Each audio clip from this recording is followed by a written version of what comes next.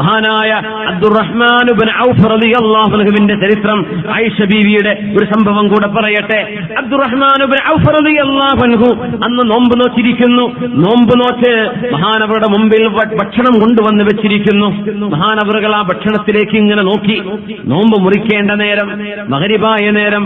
വെള്ളം കുടിച്ചു, കാരക്ക കഴിച്ചു, ഭക്ഷണം കഴിക്കാൻ തോന്നുന്നില്ല.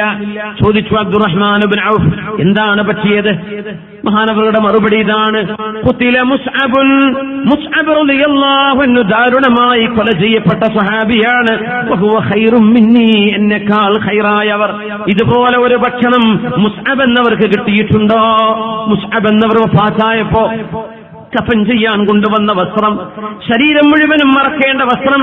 പക്ഷേ കാല് മറച്ചാൽ തല പുറത്ത്, തല മറച്ചാൽ കാലിന്റെ ഭാഗം പുറത്ത്. മുസ്അബിന് കിട്ടാത്ത ഭക്ഷണം എനിക്ക് വേണോ?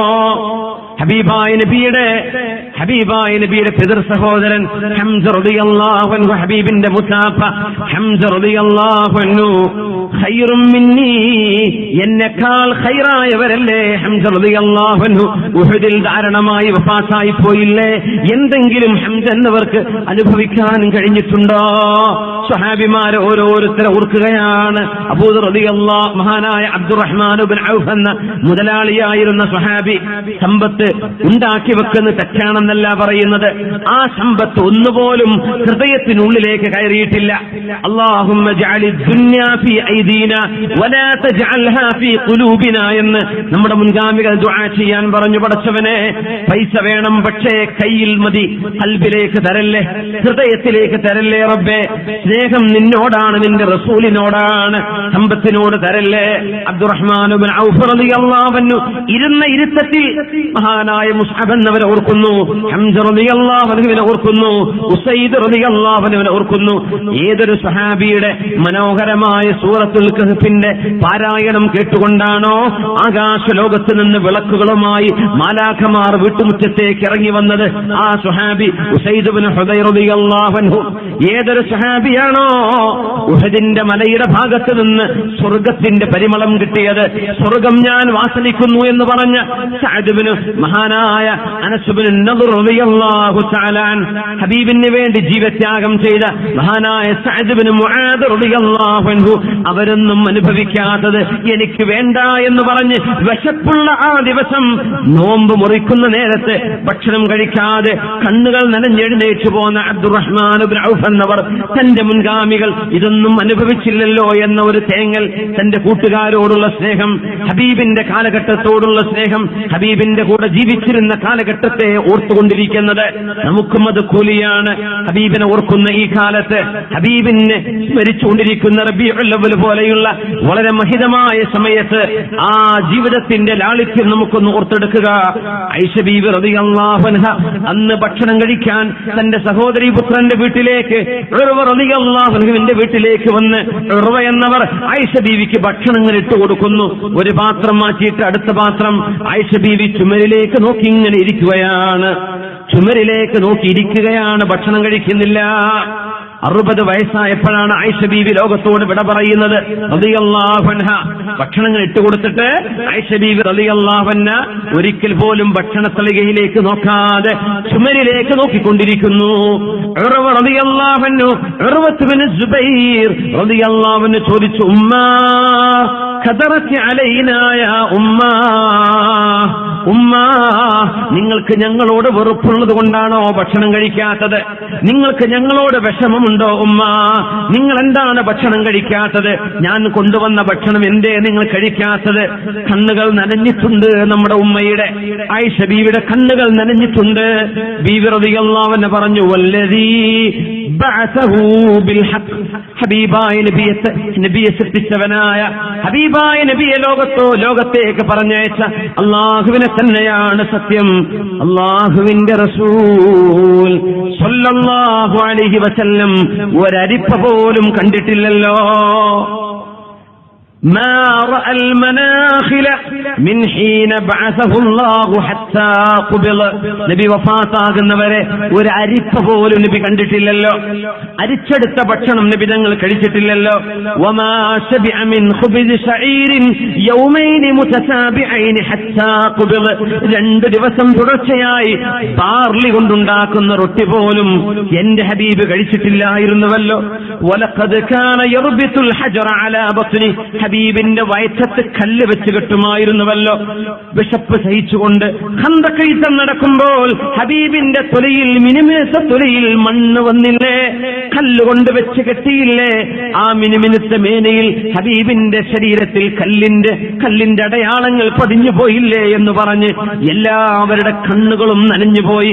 ആയിഷ ബീവി റളിയല്ലാഹു അൻഹ ഹബീബിന്റെ കൂടെ ജീവിച്ച കഥ പറയുകയാണ്.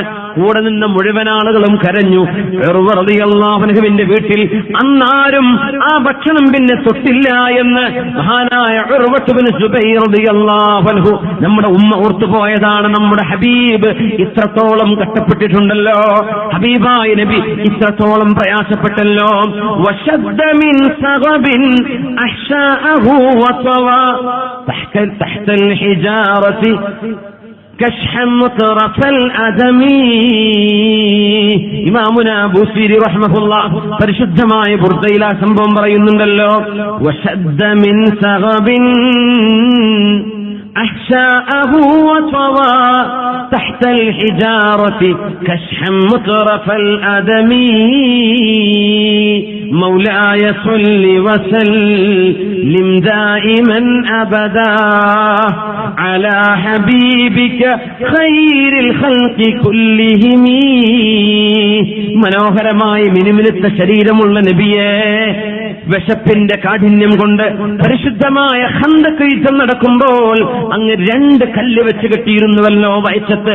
വിശപ്പ് സഹിക്കാൻ കഴിയാതെ ഭക്ഷണം വേണമെന്ന് അങ്ങ് പറഞ്ഞാൽ അങ്ങേക്ക് വേണ്ടി കൊണ്ടുതരാൻ ആളുകളുണ്ടായിരിക്കെ അതൊന്നും വേണ്ട എന്ന് പറഞ്ഞ് ത്യാഗത്തിന്റെ, സഹനത്തിന്റെ ഏറ്റവും വലിയ പാഠം ഈ ഉമ്മത്തിന് പഠിപ്പിക്കാൻ വേണ്ടി നബിയെ അങ്ങ് വയറ്റത്ത് കല്ല് വെച്ച് കെട്ടിയല്ലോ എന്ന് മഹാനായ ഇമാമുന ബൂസീരി റഹ്മഹുല്ലാഹ് ബുർദയിൽ പറഞ്ഞ അനുഭവം ആയിഷ റളിയല്ലാഹു അൻഹ തീന്മേശയിൽ നിന്ന് ഭക്ഷണത്തിന്റെ മുമ്പിൽ വെച്ച് വിവരിച്ചപ്പോഴാണ് കൂടി നിന്ന മുഴുവൻ ആളുകളുടെയും അസ്മാ ബീവി എന്ന ജേഷ്ഠത്തി എവിടെയുണ്ട്, ഉർവ റളിയല്ലാഹു അൻഹു ഉണ്ട്, മകൻ അബ്ദുള്ള റളിയല്ലാഹു അൻഹു ഉണ്ട്, എല്ലാവരുടെയും കണ്ണ് നനഞ്ഞുപോയി.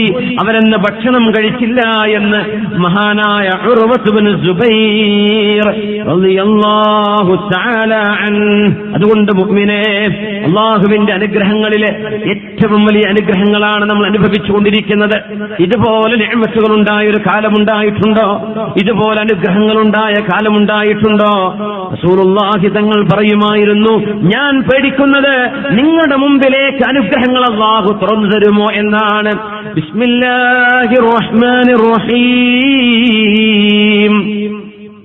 ولقد أرسلنا إلى أمم من قبلك فأخذناهم بالبأساء والضراء لعلهم يتضرعون. കഷ്ടപ്പാടും പ്രയാസങ്ങളും നാം നൽകുന്നത് നിങ്ങളെ വേദനിപ്പിക്കാനല്ല, നിങ്ങളെ വിഷമിപ്പിക്കാനുമല്ല. പിന്നെ എന്തിനാണ്? ലഅല്ലഹും യതദറഊൻ.